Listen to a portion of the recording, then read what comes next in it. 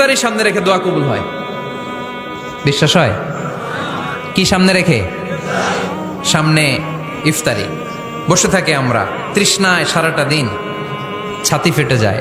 আল্লাহ দেখে, দেখতে দেখতে আল্লাহর একটা সফট কর্নার তৈরি হয়। এটাই সুযোগ কাজে লাগানোর, ঠিক কিনা?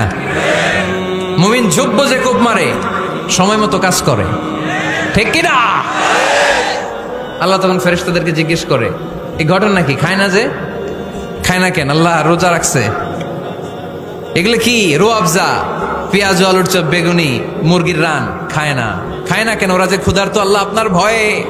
তাই কি চায়? আল্লাহ আপনার কাছে ক্ষমা চায়।